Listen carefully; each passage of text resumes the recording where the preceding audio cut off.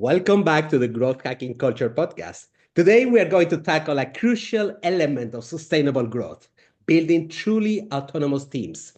In a recent study by McKinsey, organizations with high levels of employee autonomy reported 23% greater profitability. That's a lot of money compared to the counterparts. This isn't just about delegation, it is about cultivating a culture of ownership where every team member thinks and acts like an entrepreneur within the company. I am thrilled to have Ken Rusk with us today, a seasoned entrepreneur with invaluable insight into fostering this very mindset. Ken will guide us through the practical step leaders can take to empower their teams, unlock their potential, and ultimately drive remarkable results. Get ready to explore the journey of transforming your teams into self-managed units fueled by ownership thinking. And by the way, I just forgot something that is quite important. It is that Ken wrote a book, and we are going to be discussing about it. The name of the book is Blue Collars Cash, Love Your Work, Secure Your Future, and Find Happiness for Life, which is something that is quite particular to, to people, which is going to a little bit shake the ordinary thinking in Europe. But in Switzerland, we are very special, and we believe that what he says might be true. Ken, thank you very much for being with me today. Thanks, Ivan. I appreciate it. Looking forward to our discussion today. Should be fun. It is, and I'm going to run to something that is that I wanted to ask you. From your experience, what does truly autonomous teams look like within a corporate environment? How does it differ from traditionally managed team? Well, I can tell you that the way I discovered what I call entrepreneurship is through we had some annual goal setting meetings that we normally would do, and I would try to lead those meetings and try to put what I thought was the next best level of something to shoot for on the table. So I changed it up this time, and I had probably 15 of my closest, most loyal, most long-term employees that ran departments, and I had them in the room, and I gave them all a piece of paper, and I said, I would like you all to write down on this little piece of paper how much more in revenue you think we could do this year. And by the way, before you answer that, if we do that, I'm going to share a portion of that revenue with each one of you. Well, it was a very different look on their face. Okay. So they all took a pencil out and they wrote down their number. And once you know it, Ivan, all of those numbers were at least $2 million higher than mine was. And Wow. so you have to be careful as an entrepreneur that you're not your own worst limiter, meaning you're limiting your own company's success by what you believe is the potential when you have all these wonderful people around you that may be thinking higher than that. And so I didn't even tell them what my number was. I was almost embarrassed to bring it out. But what's interesting was once they learned that they were in control of their destiny, they're in control of their future, and they could use these newfound revenues as a way to bolster their own personal goals, or what I call timed pathways. Then when you have this synergy between corporate goals and individual goals, and those are working at the same time, at the same pace, it creates unbelievable momentum. And that's what we've experienced. And that was many years ago, and we've never looked back. So what you're telling me is that in order to trigger this entrepreneurial spirit, there needs to be a personal incentive. We don't do stuff just for the hell of it because they love their CEOs or because they love their company. People need money to do or to trigger this entrepreneurial spirit. It's not necessarily the money, it's what they do with it. And that's step two. So step one is what I just told you about. Step two is I get really deep inside the personal lives of every one of these entrepreneurial people, and I want to know what makes them tick. I want to know what their favorite house might look like, their favorite car might look like, their favorite vacations might look like. I want to know what their favorite hobby might be, or their favorite sport, or their favorite pet. Is it a dog or a cat? What color and what would you name it? I want to know what their charity giving is like. And I want to know what their design of the perfect life would be for them. Like if they could say, man, Ken, if I could live like this particular picture, I would be thrilled. Well, if you pair up the newfound revenue with them having the ability to create a life for themselves within your organization, you create what I call a selfish person. And I don't mean selfish in the negative sense, like at the detriment of somebody else. I mean somebody who is working on themselves and their family and their future with and through your company. So if somebody can say this and mean it, wow, I can get what I want for myself and for my family with and through Ken's company. Now you've got something there. You've got the real power where they believe they can develop a life for themselves, not just dollars, but a life for themselves within your company, and then stand back and watch what happens. So the job of a CEO is basically to start by getting to know people deeply so that they know what incentivizes them, what motivates them. Is that correct? Yeah, I mean, if you think of a human being in their daily life, okay, you've got hopefully 8 hours of sleeping, you have 8 hours of working, and 8 hours of something else, whether it's a hobby or what they do in their spare time or whatever they're trying to do to make their life better. Why wouldn't you want to hire the whole person? A lot of times we only hire 1/3 of the person. Here's your job, here's your hours, here's your pay, here's your uniform, here's your medical benefit, whatever. I want to hire the whole person. I want to know about them, about their families. I want to know what makes them tick and what makes them roar. Okay. Because if I could get somebody to say, man, I can see my future here. I can see all of it like a puzzle. I can see the box of the puzzle and the puzzle I'm putting together one piece at a time. If I can get them to see that, and we work very hard to get them to see that, then you've got something there, because that power is, it's almost like having two human beings, because now they're thinking forwardly, where before, as humans, we tend to react a lot. I want our people to proact. I want them to look into the future. And when you do that, you almost have two people for the price of one. It's an amazing result. And I encourage people to try it. You will not regret making that decision, I guarantee you. You know what? I have noticed that very often corporations fail to hire the whole person. In fact, they are just interested about the job that they can do when they are in the office. And the hell no, you are right. This is good. I love it. Now, tell me one thing. So hiring this whole person, there is a couple of challenges. So, but how would you describe these qualities or characteristics of this individual who thrive in autonomous environments and have this owner's mindset? Is there a trick to identify them? No, I think that I wrote about this in the book. I think that each of us has, if you're talking about entrepreneurial characteristics or even entrepreneurial characteristics, I think there's about 9 of those, and I write about those. And here's what they are. They're basically persistence, resilience, initiative, courage, faith, vision, okay, humility, and charity, okay. And I think every one of us has those characteristics within us as human beings. We all have the ability to be charitable. We all do. It's just how much funding do we have to do that? We all have the ability to be persistent with something if something's driving us to do so. So I think that since all of us have these characteristics as human beings within us, there a lot of times some of those are just asleep, and we need something to wake them up. And what wakes them up is the picture of what could be for themselves. What wakes up those characteristics is, wow, I'm in control of my life here. Are you saying I'm in control of my future with and through your company? Yeah, you are. And I'm gonna work with you in partnership to make sure that those pictures are vivid and clear and colorful and concise and detailed. Because then those characteristics awaken within the human being. Those individuals now are enlightened, and now you've got somebody that you've got a what they call a tiger by the tail. And I love it because they help drive this company to heights that I've never seen before. It's really something. That changes a little bit the paradigm of how we ask questions when we are interviewing a candidate in a company, because if you go by your different characteristics, you mentioned 7, right? I think there's 9, yes. Sorry.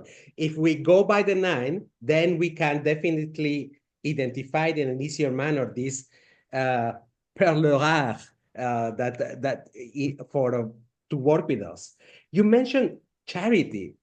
You know, it is the first time that I hear the word charity, and I was wondering, do you mean somebody who wants to give money to others, or charity that means being more selfless? I want to help others.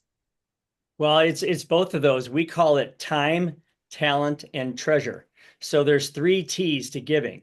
And that's how we do our corporate giving here. You obviously have you give some money, okay? Like for example, if we go to a Ronald McDonald House, which is it's a house that helps people whose child is in a hospital across the street, you know, trying to get through some terrible disease. The parents stay there overnight while they're waiting, while they're with their child.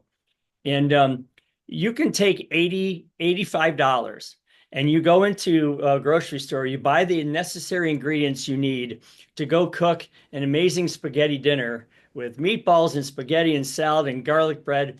And you cook this for that family, but you don't ever get to meet them. You don't know who they are. It's selfless. So you cook these meals, you put them in foil trays, you put them in the refrigerator, and then you leave. And that person never knows who did that for them.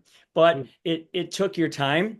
It took some talent or skill to cook these things, and it took some of your treasure. So we only give in dimensions of those three T's. So I'll ask that person, if you had $100 right now and you had to give it away, how would you do that? That opens up a whole conversation for who this human being is, how they feel about giving. And if they don't know the answer, they will begin to learn the answer, and they'll understand quickly that that's what our company culture is all about. So you can come here and be on one of many teams that give back and learn how to do it in a group setting. It's just a wonderful, powerfully method to get people to kind of open up and become bigger people within the company. Ken, I'm impressed by your wisdom. What you say resonates with me.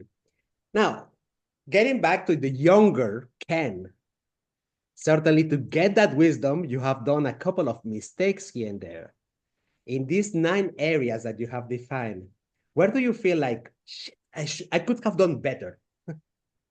Well, I think I could have done a couple of things.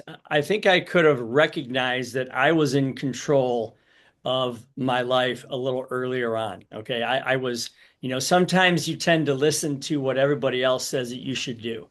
Okay. You tend to listen to society or what society expects of you. And here's the thing, you know, Ivan, I'm sure that right now, I've never met you before today. I'm sure that I could not guess your favorite color. I'm sure I couldn't guess your favorite automobile or mode of transportation. I'm sure I couldn't guess your favorite vacation or how you would design that. But guess what? You know all those things. So why would you ever listen to me try to coerce how you live your life? And so that's what I'm saying. I wish I knew that we were all autonomous, way more powerful than we think we are. There's a whole side of our brain, the proactive side, that never gets used until you start. But we're taught to use the reactive side. You know, you learn something and then you apply it. You know, you go out in the cold, you better put your jacket on. You know, you're hungry, so you better eat. Those are all reactions. And I think that's the beauty of life, is to be able to anticipate things. And the more things you can anticipate at one time, the better off life is, because now you have this invisible force kind of dragging you along. And it's just a really cool way to live. I like this word, anticipate things. The only way to anticipate things is sometimes by doing them. And sometimes it could be a mistake, or sometimes it could be something that is wonderful. By the way, I have just the gut feeling that you are the type of guy who just went ahead and did it. I heard you in some of other interviews that you have got around, and you started being an entrepreneur quite early in your life, and you just did it. And probably maybe your parents, they told you, no, you're too young to do that. Maybe some other friends, they told you, hey, let's have a party instead of go work. So is that correct, this assumption that in your case, you had to validate by doing things and then you learn to anticipate better? Yeah, I can tell you the first time I ever did it, I was 12 years old. I had a couple of jobs when I was really little, like I delivered newspapers or I worked at a bakery or whatever. And I remember I grew up in a very small house in Ohio with four brothers, and my father tried his hardest and my mother to provide for us, and they did very well, but we didn't have a lot. I mean, it was a struggle back then. But I remember my father saying, listen, I can provide you these basic things. If you want something more than that, then you have to go out and find a way to earn it. And so the first time I ever did it, I wanted a new baseball bat, and it was $40. And I remember saying to myself, okay, so I need to find a job that pays me $2 an hour, and I need to work 20 hours. And then I can trade that labor for that bat. And I never stopped thinking that way the rest of my life because I did it. So what it taught me was if you visualize something, you can manifest it into your life as long as it's something that you really want to come into your world. And the power of that is amazing. I'll give you an example. So if I put 1,000-piece puzzle on your desk right now, okay, and I wanted you to build this puzzle, but I took the box away, you would not know what you were building, right? You could define the square edges probably, but you wouldn't know what you're building. Did you know that when someone builds 1,000-piece puzzle, they look at the box with the picture on it 100,000 times? So if that's true, then why aren't we treating our life the same way? Why aren't we building the puzzle box that is our life and in looking at it every day, thousands of times, in order to download it firmly into our brains and then have the magic of involuntary movement take us towards living that full life? It's free. It doesn't require any training. It's already downloaded. You just have to start using it. I want to say something. I don't know if I understand. I'm not American, obviously, and I always hear about the famous American dream, which in my imagination, it's always someone who is entrepreneurial. So who finds his own way, he's autonomous. But it is a combination, it's not about, because I have heard people saying it is about follow the rules, work hard, and you will get there. I think that there is a third element that is about, yes, follow the rules that are for compliance in the society, but you need to think outside of the box. Otherwise, it doesn't follow your intuition for taking decisions within the rules. And then you can be successful. You cannot be risk averse and get the famous American dream. Well, yeah, and there's the third part that's very important is that destiny. I mean, think about it. Every day that you get up out of bed, you have several destinies in mind. First off, you have your own house destiny. You go to make your coffee, you go to the bathroom, you get ready for work or whatever. You go to your closet. So those are mini destinies, right? But then you start thinking bigger. I'm going to get into my car and I'm going to drive my car somewhere, and that car is going to take me to a place. These are all destinations. Getting to the car, getting the car in the street, getting it to your office, getting in. But there's a reason why you're doing all that, okay? And that's the thing. You have to live life with a reason. And I know they always say live with a purpose, live with intention. Yes, but it's much more than that. You have to be very detailed about it. You have to see all the pieces of the puzzle. You just have to start assembling the puzzle by looking at the picture. But like anything else, Ivan, you have to start with the picture first. Okay. You can't live an if then life. If I get good grades, and if I go to high school, and if I get a scholarship, and then if I go to a university, and then if I get a degree, and then if I get a high paying job, then I can live my life. That's all backwards. You have to know what your then looks like first. What's the eventual thing going to look like first? Then pick one of the many paths to get there. Because in my life, you know, having me happen to life is way better than life happening to me. Okay. So that's kind of how I look at it. There's always got to be a destination. What are we after and how are we going to get there? This point that you have mentioned, when people start thinking about if I get this, then I'm going to be happier. And that's in fact the biggest resistance that we have towards happiness, because we're always thinking that there is a moment in the future when we get something, our first $100,000 in the bank, our beautiful future wife, our title, university, or whatsoever, that we are Sure. going to get happier. And in reality, studies show that actually we are not as happy as we expected. And that's how we become unhappy, unsatisfied of life.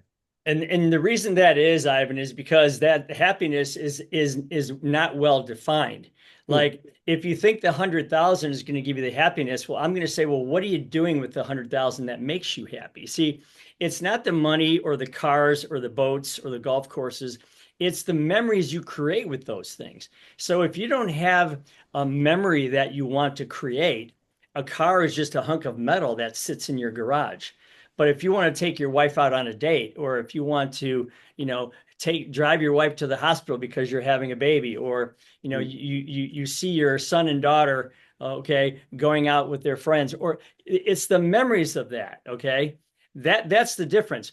People think that when they get to these plateaus, they'll find happiness. No, you have to define what happiness is, and then don't worry about the plateaus because you'll get there. Hmm. And that's a major problem for many of us. And I think about even myself, defining what is happiness. It is a problem. I think that we humans have a real difficulty to quantify, to visualize, not quantify, visualize what it is. And that's why we follow whatever bullshit we see in social media or what we see in television or somebody famous that we have met and we think, oh, I wish I had the capacity as Ken and the beautiful shirt that I have mentioned before. Well, I would say this. I would say let's use social media to our advantage. In other words, since since we're all busy staring at everybody else's perfect lives, okay, I would ask this question. If you could build your own Instagram page and say, wow, I want to show my life to other people, what would it look like? Okay. If you want to build your page to say, I'm living my perfect life, define it. What would it look like? What color is it? How many horsepower in it? Where is it at? What are you doing in it? Because then people will at least get to the point where they're like, oh, you know what? You're right. Instead of me worrying about everyone else's perfect moment in that day, which by the way are fleeting moments, and we all know that. Why am I not worried about what my life looks like as I sit on this world stage? Who am I to this place? What does that look like? When you start to answer those questions and then you start breaking those things down into one piece at a time, like the puzzle analogy I talked about earlier, you begin to take a lot of control in your life. You get to control your input, your output, your day, your time, your schedule, and usually your financial gain if you're driven like that. So stop listening to everybody else. Listen to yourself. You're the smartest person you know when it comes to who you want to be. Go do it. Indeed. Coming back to this definition of autonomy. So let's imagine that I'm a new manager in a company, and I want to foster this sense of autonomy and ownership in my team. What what advice would you give to this person to start developing, fostering this autonomy and ownership? The very first thing that I did once I learned how powerful this was is I bought, and this is in my upcoming book, I bought a big black glass board. It's like a board like a menu board. And this thing is 8 feet wide by 8 feet tall. And I nailed it to the wall in between the men's and the women's bathroom here at the office. Okay. And I have these brightly colored markers that are neon markers that you can write on glass. I took one person that I took this coaching method through, and I had them walk with me down the hallway, and they wrote their goal up on the board. And the goal was, it's January 1st. I want to go visit my relatives in Spain. I'm going to save $40 a week for 2 years. I'm going to take that $4,000 and go to Spain. I'm going to go in January 2 years from now. And they signed it and they dated it. And I left that up on the board by itself. People started walking back and forth and seeing, like, what is that all about? Oh, wow, Paige has a goal that she wants to go see her relatives in Spain. That's pretty cool. How do I do that? And then pretty soon, now there's 100 of them on the board, Ivan. There's 100 of these goals on the board. And not only that, but there's 100 goals that have been completed already on a whole nother board that we had to buy to put on the wall. So the thing is, you don't have to try to convince, move your entire organization in a day. You have to start with one person who's highly motivated, who believes that they're in control because of the conversations you have with them, and get that public. Because, like anything else, I remember when I was a little boy, I tried to jump off the high dive at the pool, the really high diving board. And I got up there 4 or 5 times and I ran back and chickened out. I'm not doing it.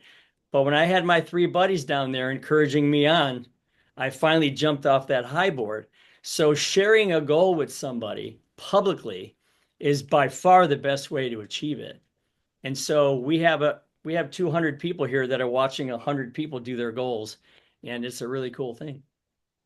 You know what? I think this is something that very often leaders forget, that in order to give autonomy, to foster autonomy, you need to show the way. You need to show them the example. This is number one. And if you want that they become more entrepreneurial, you have to show them that you are also putting skin in the game. And I like this sentence, even though it comes from somebody who is highly controversial in the United States, Nicholas Taleb. He wrote the book Skin in the Game.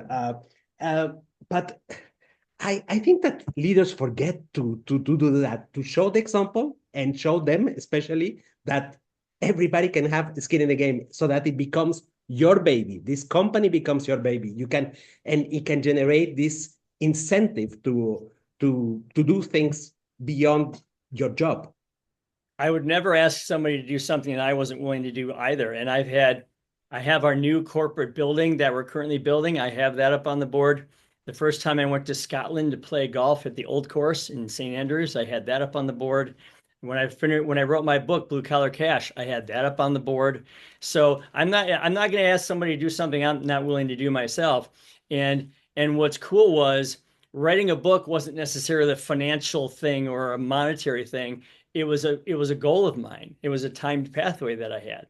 So they could see that it doesn't have to be, oh, I'm saving money for this. It could be, I want to get in shape, or I want to learn another language, or whatever. As long as you're expanding and you're chasing and you're living and building that puzzle, working within these 4 walls, that's the key to it. I don't want to miss this opportunity. I love when I get some news. You are preparing another book. Is that correct? Did I hear correctly? Yeah, you did. Yeah, you did. Yeah, we're the first book was one for like the end user, someone who was 17 to 35 years of age, who wanted to figure out what their life could look like.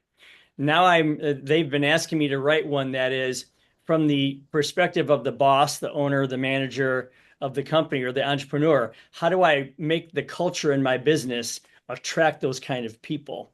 So this one is on this side of the scale, and this one's on this side. So hopefully they'll come in the middle and meet real nicely there. Oh, that would be great. You have defined, in fact, this level of knowledge of your people as an important factor in order to drive more autonomy. So how far does it go in terms of the role of trust in building autonomous teams? Is it important, and how do we make it happen and maintain it, in fact? Trust. I can tell you that the best way to do that is to watch how effective they are with their personal goal building. So if they have a plan for you, if you ask somebody to build this puzzle box for you, you can call it a vision board or whatever you want to call it. If you ask somebody to do that and they do it, and then they start embarking on their very first goal, they have a plan, like they put one on the board. In other words, if you see how effective they are in developing their own lives, then you can be pretty sure they're going to be effective in developing the lives of others. So that's just one way, and that's the reason I say that is because that's a wholly personal way. That's not necessarily a business. We don't allow people to put business goals up on there because we already have those. These are all personal. So if you can watch somebody, working their own personal life, and then you see them doing well on the business side, you have a pretty good indication they're going to be a great entrepreneur. Tell me, how do you identify some early warning signs or red flags that might indicate a lack of ownership or resistance to autonomy when you have a team? Well, first off, that's a great question. You have resistance to things, like they are resisting sharing their goals with you or with others. They're resisting putting things on the board. They're resisting, participating in their own future, which is crazy, because why wouldn't you want someone to help you with your own future? Or maybe they put a goal up on the board just because they have to, but you can see they're not progressing in that goal. It's just ink on a wall. Okay. So when that happens, it's kind of harsh, but I'll go up and just erase their goal. I'll just erase it right off the board, because I know they aren't committed to it. They don't own it. And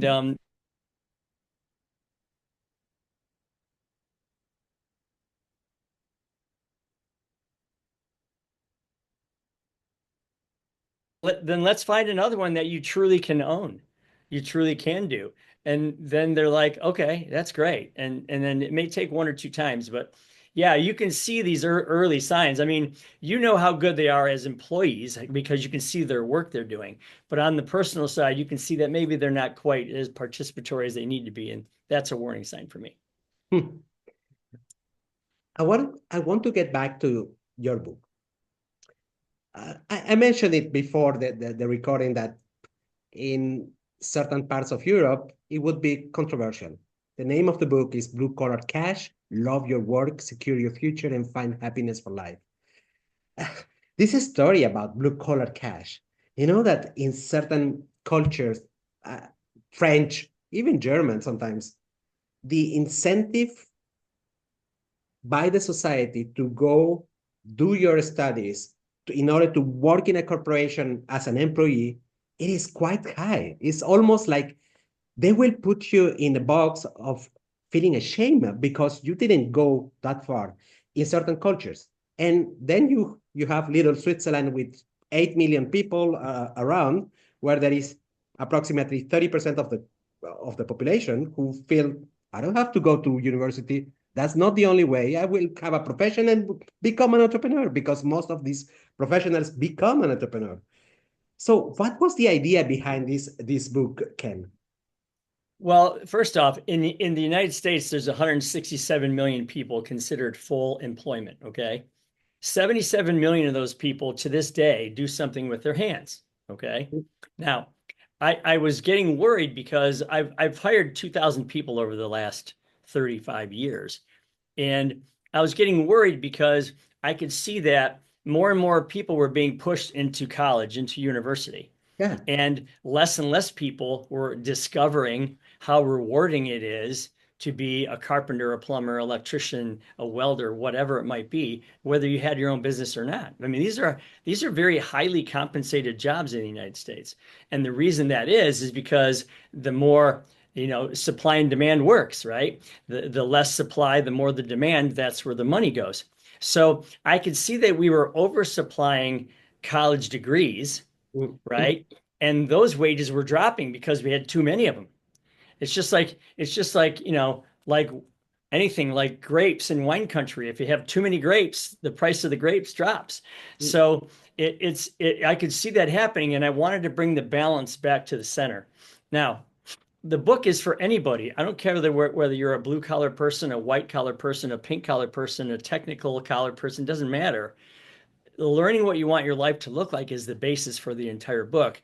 All I was saying is, in concert with that, don't stigmatize blue collar jobs, because the richest friends that I have are all blue collar entrepreneurs, all of them.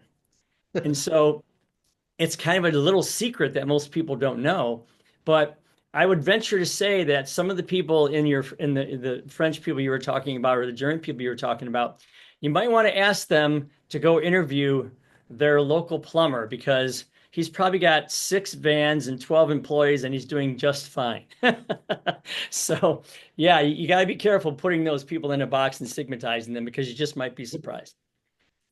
What I have noticed in Switzerland is that people who decides to do a blue collar job, but here we have like a little bit of education, like after the age of 16, you have to go 3 years into apprenticeship. So you have like a mentor who is going to work with you, Sure. show you how to do the job, but at the same time, you have a little bit school because what the government wants is that you learn also how to manage things, be Sure.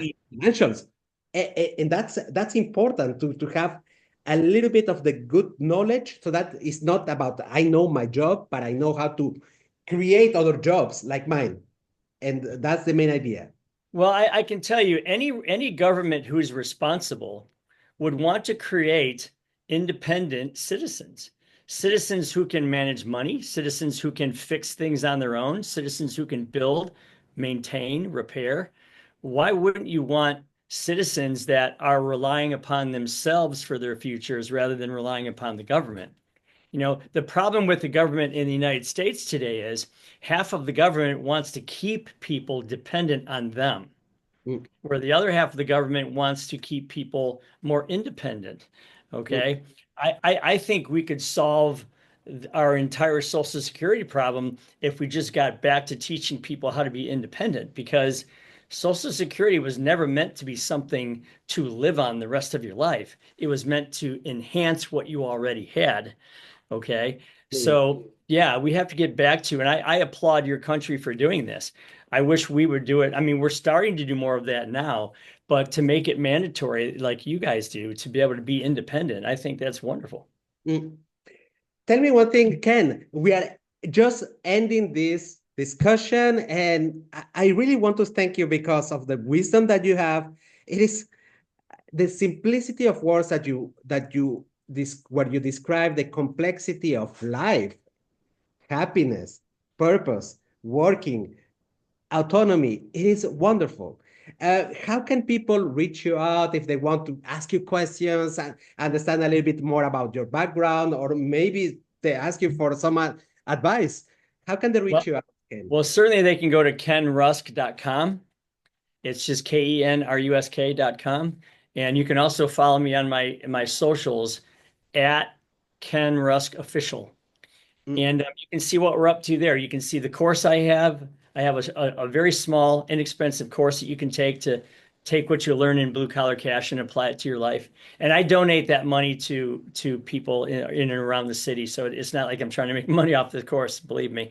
But yeah, it's a way that you can kind of see what I'm up to there. And yeah, I'd love to have people follow me. They can ask me for advice, whatever they want to do. Be happy to help.